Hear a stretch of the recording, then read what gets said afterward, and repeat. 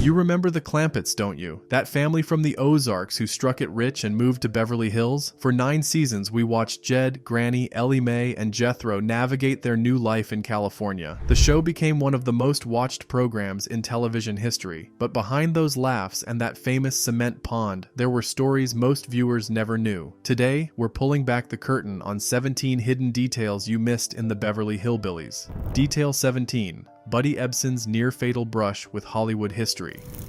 I can talk again. Oh, oil my arms, please. Oil my elbows.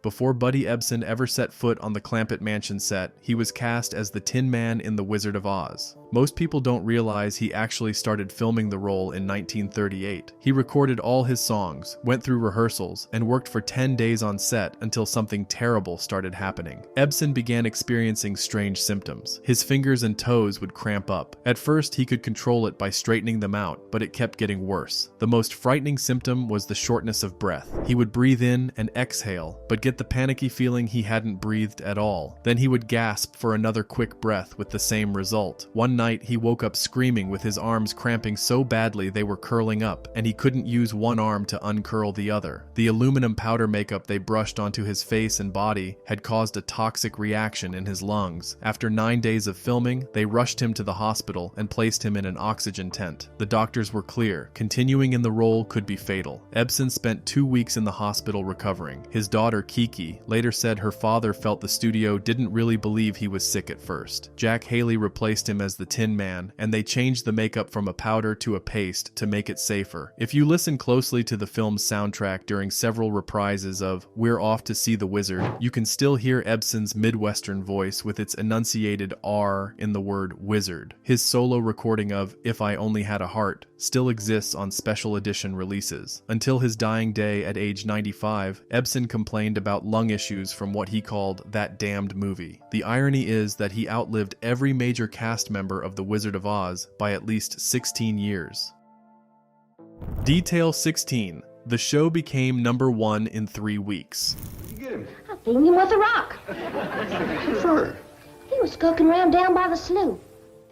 When the Beverly Hillbillies premiered on September 26, 1962, critics weren't kind. The New York Times called it strained and unfunny. Variety said it was painful to sit through. Even CBS executives William S. Paley and Frank Stanton disliked the show, but they didn't interfere with network head James T. Aubrey's decision to keep it on the air. Within just 3 weeks of its debut, the show shot to the #1 spot in the Nielsen ratings. That kind of instant success was practically unheard of, especially for a show the critics were panning. The country was ready for something light and funny after the tensions of the early 1960s. The Clampetts delivered exactly what America needed. At the peak of its run, around 60 million viewers tuned in each week. That was nearly 1/3 of the entire United States population at the time. The show stayed in the top 20 most watched programs for 8 of its 9 seasons. It ranked as the #1 series during its first 2 seasons, and 16 episodes still remain among the 100 most watched television episodes in American history.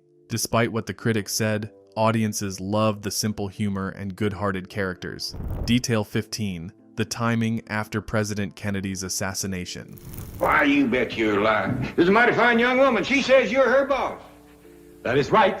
I own. The show's early episodes took on special significance after President John F. Kennedy was assassinated on November 22, 1963. The nation was in tears, in turmoil, grieving the loss of a president. Families gathered around their television sets, not knowing how to process what had happened. The entire country needed something to help them cope. Episodes 10 through 17 of the Beverly Hillbillies became some of the most watched half-hours in television history. People needed the Clampetts' innocent humor and simple wisdom. There was Jed with his calm, thoughtful way of looking at things, Granny with her feisty personality, Ellie Mae with her love of critters, and Jethro with his dim-witted schemes and good intentions. These characters didn't ask anything complicated of viewers. They just showed up each week and made people smile. The show gave America permission to laugh again during one of its darkest hours. It wasn't that people wanted to forget what had happened. They just needed a break from the constant sadness. The Beverly Hillbillies provided that escape. Detail 14. The original premise was completely different. Ooh, I plumb forgot. Granny wants to see you. Skedaddle. All right, Uncle Jed.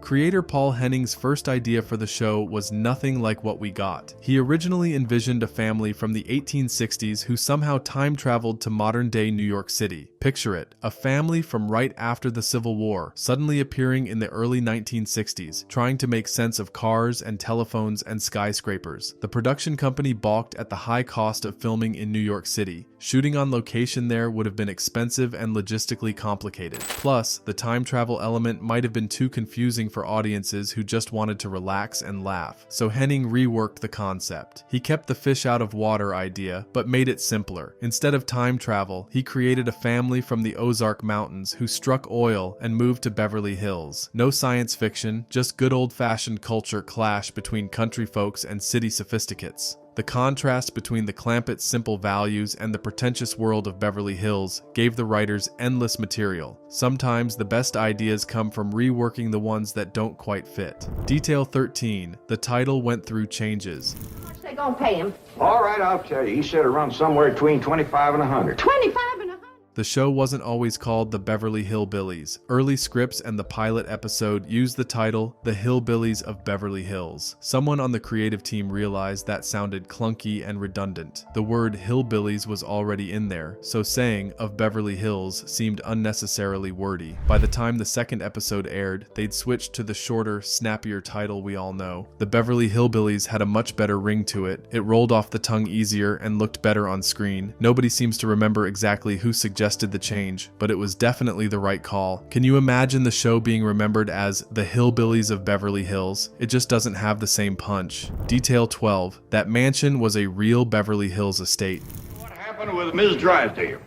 Well, I come around the side of the house, and I see this here lady. The Clampett mansion wasn't just a Hollywood set built on a backlot. The exterior shots came from a real estate at 750 Bel Air Road in Los Angeles. This was an actual mansion where real people lived. Can you imagine owning a home and having a television production company want to film your house every week? The owner agreed to let them film there on one strict condition: absolute secrecy about the location. She wanted her privacy protected. The production company tried their best to keep the deal quiet. They would sneak film crews in and out, trying to be as discreet as possible. But when your house appears on television screens across America every week, keeping it secret becomes impossible. The mansion's exterior appeared regularly on the show. People started recognizing the distinctive architecture, the driveway, the surrounding landscape. Fans of the show wanted to see where the Clampetts lived. Tourists began showing up. Tour buses included it on their routes through Beverly Hills. Before long, everyone knew where the Clampett mansion was located. Detail 11. The truck sold for a small fortune.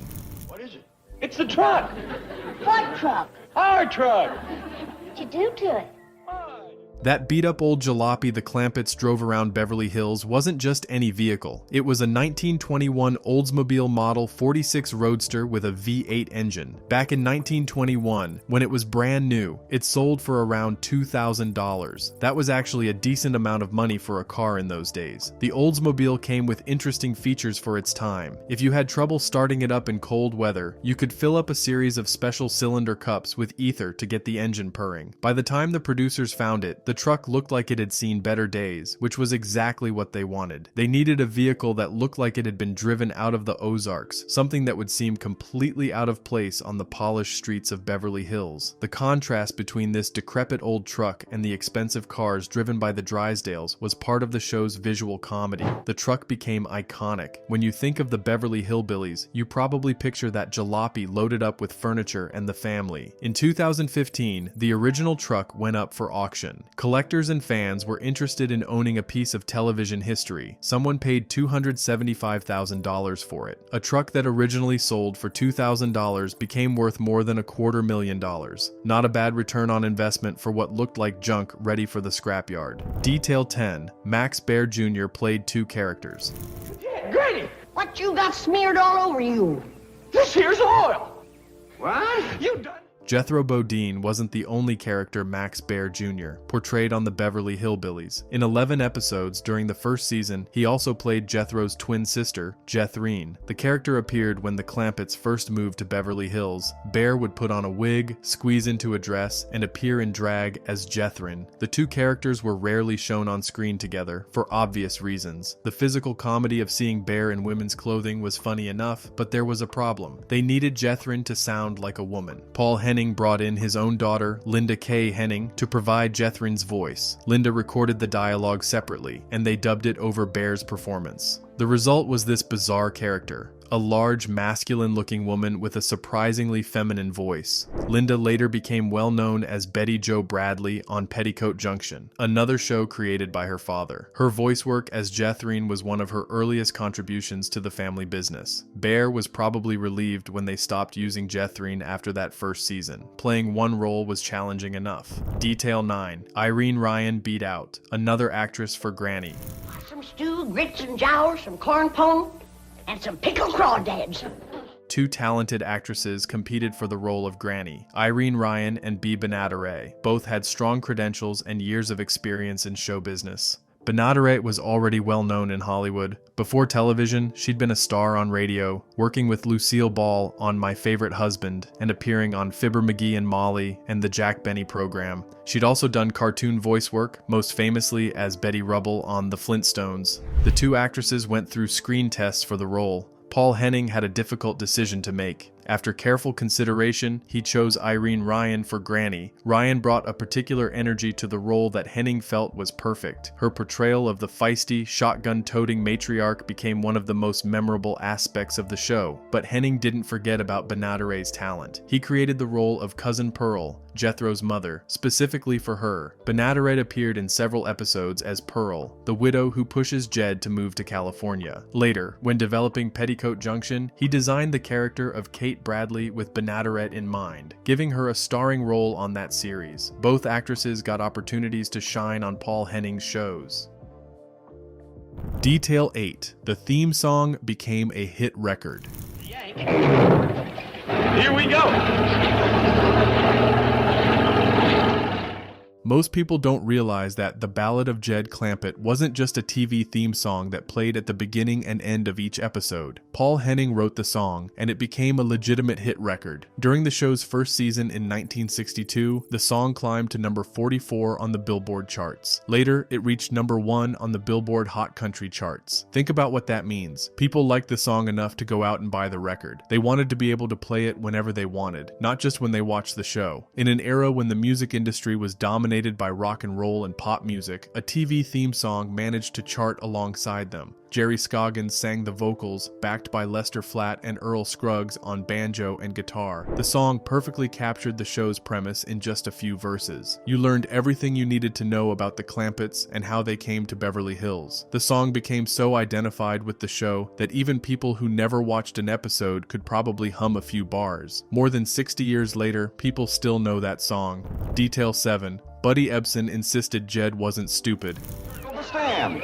Somehow this motley collection of tramps made their way inside the city limits of Beverly Hills. When Buddy Ebsen first read the scripts for the Beverly Hillbillies, he had concerns about how his character was written. The scripts called for him to play a backwoods mountaineer who couldn't read or write, someone who'd spent his whole life in a cabin in the Ozarks. Ebsen was fine with all of that. He understood the comedy that came from Jed's lack of formal education. But Ebsen drew the line at making Jed appear outright stupid. The original scripts apparently had moments where Jed came across as a complete fool, someone who couldn't think his way through basic situations. Ebsen felt this was wrong for the character and wrong for the show. He went to the writers and made them revise the scripts. Ebsen wanted Jed to have common sense and wisdom, even if he didn't have book learning. He wanted Jed to be a man who could see through pretension and phoniness, who understood people in his own way. The character became someone who might not know about fancy restaurants or modern art, but who had good judgment about what really mattered. That decision gave the character dignity and made him the moral center of the show. Jed became the voice of reason, the one who could cut through the silliness and get to the heart of things. Without Ebsen's insistence, Jed Clampett might have been just another country bumpkin joke. Instead, he became one of television's most beloved father figures. Detail 6. CBS forgot to renew copyrights on 55 episodes. No, Jed, I got prettier feet than that. Prettier drumsticks, too.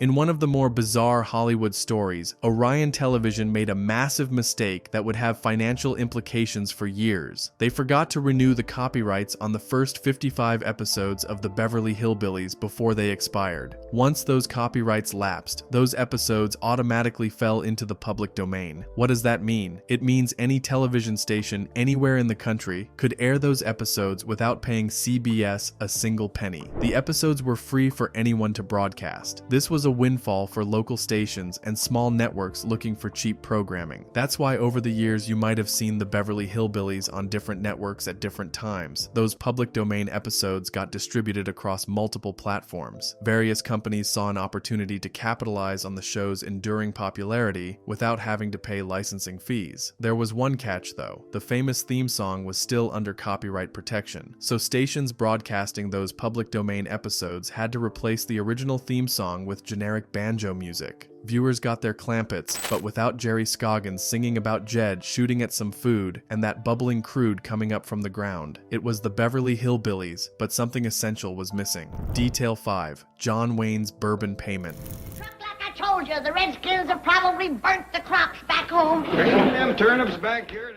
When John Wayne agreed to make a cameo appearance in the 1967 episode, The Indians Are Coming, the producers had to figure out how to pay one of Hollywood's biggest stars. This was the Duke we're talking about, a man who commanded top dollar for his film appearances. He was box office gold. Someone on the production team had the delicate task of asking Wayne what he wanted for his appearance. They probably braced themselves for a substantial fee. Wayne could have asked for tens of thousands of dollars. Instead, he looked at them and said to give him a fifth of bourbon and they'd call it square. That was it, a bottle of bourbon. For a guest appearance on one of television's most popular shows, John Wayne asked for the equivalent of about $10 or $15 worth of whiskey. The man was apparently a big fan of the Beverly Hillbillies and was happy to be part of it for next to nothing. His cameo in the episode was memorable. Wayne fit right in with the show's gentle, comedic style. His appearance added prestige to the series and showed that even major movie stars weren't above appearing on a sitcom that critics had originally dismissed. If John Wayne thought the Beverly Hillbillies was worth his time, then it must have something special.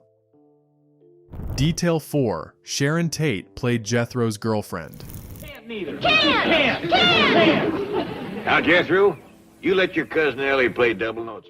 The late Sharon Tate, whose life ended tragically at the hands of the Manson family in 1969, appeared in 15 episodes of the Beverly Hillbillies as Janet Trego, one of Jethro's girlfriends. For many viewers who remember her from the show, it's hard to think about those episodes without feeling the weight of what happened to her later. This was one of Sharon Tate's earliest credited roles as an actress. She was just starting her career, a beautiful young woman with talent and potential. Her character Janet worked as Jane Hathaway's assistant at the bank. The role gave her regular work and exposure on one of television's most popular shows. She and Baer Jr. had chemistry on screen, which makes sense because they even dated briefly in real life. Their relationship didn't last long. Tate went on to marry director Roman Polanski in 1968. She was building a promising career in both television and film. Then, on August 9, 1969, members of Charles Manson's cult murdered her and 4 others at her home in Los Angeles. She was 8.5 months pregnant at the time. She was only 26 years old. Looking back at those Beverly Hillbillies episodes now, seeing Sharon Tate young and vibrant, it's impossible not to think about the tragedy that cut short her story. Detail 3. Nancy Culp and Buddy Ebsen's political falling out. Don't worry about the kangaroo, the zoo will take care of it.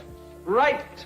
Cheerio! Ravenswood has your wife. Nancy Culp, who played the ever-loyal Miss Jane Hathaway for 9 seasons, decided to run for Congress in 1984 as a Democrat in Pennsylvania. This was more than a decade after the Beverly Hillbillies had ended, but the show was still running in syndication, and Culp was still identified with her character. During the race, Culp apparently made an offhand remark, suggesting that everyone from the Beverly Hillbillies supported her candidacy. It seemed like a reasonable assumption. They'd worked together for years, become like family on set. Why wouldn't her former castmates support her? But Buddy Ebsen, who'd played her boss Jed Clampett on the show, was a staunch Republican. He didn't appreciate someone making assumptions about his political support. Ebsen felt strongly enough about it that he recorded a campaign ad supporting Culp's opponent. In the ad, he called Culp too liberal for the district. That must have stung. Here was someone she'd worked with closely for 9 years, actively campaigning against her. The ad carried weight too. Ebsen was Jed Clampett to millions of viewers. Culp lost the election. After that, the two didn't speak for years. Eventually, they managed to settle their differences. But for years, politics had driven a wedge between two people who'd once made millions of people laugh together. Detail 2. The show's cancellation was part of the rural purge. That's right. Take quite a spell to get a message to his brain. But reaching his stomach is a quick trip.